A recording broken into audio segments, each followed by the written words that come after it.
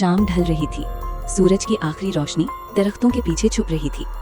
आर्या और मीरा जंगल के एक तंग रास्ते से गुजरती हुई अपने गांव वापस जा रही थी। हवा हल्की थी, लेकिन माहौल अजीब सी खामोशी से भरा हुआ था, जैसे जंगल किसी अनजान खतरे की कहानी सुना रहा हो। अचानक झाड़ियों में कुछ हिला। आवाज इतनी भारी थी कि दोनों के कदम वहीं रुक गए। मीरा ने धीरे से आर्या का हाथ पकड़ा।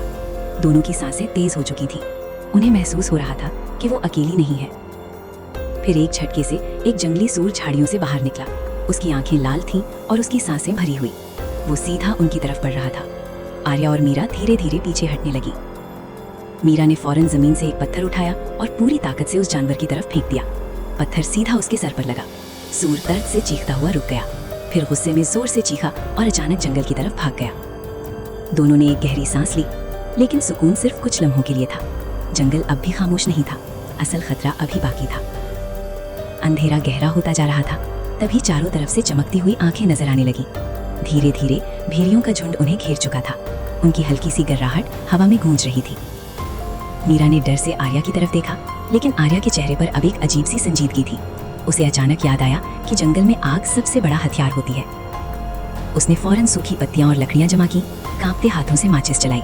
कुछ लम्हों बाद छोटी सी आग भड़क उठी। उसकी रोशनी में भेड़ियों की आंखें और ज्यादा खौफनाक लग रही थी।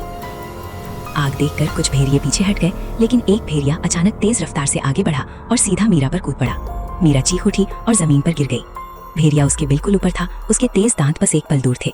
उसकी गर्म सांसें मीरा के चेहरे पर महसूस हो रही थीं। आर्या का दिल जोर से धड़क रहा था, लेकिन उसने हिम्मत नहीं हारी। उसने फौरन जलती हुई लकड़ी उठाई और पूरी ताकत से भेड़िए पर वार किया। आग के शोलों ने उसे पीछे हटने पर मजबूर कर दिया। मीरा जल्दी से उठकर आर्या के पास आ खड़ी हुई। अब दोनों एक साथ थीं। हाथ में जलती हुई लकड़ियां, आंखों में डर की जगह हिम्मत थी।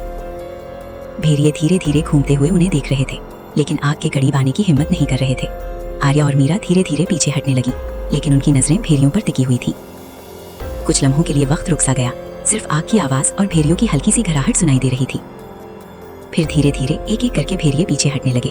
उन्होंने महसूस कर लिया था कि आज ये शिकार आसान नहीं। कुछ ही देर में वो अंधेरे जंगल में गायब हो गए और जंगल दोबारा खामोश हो गया।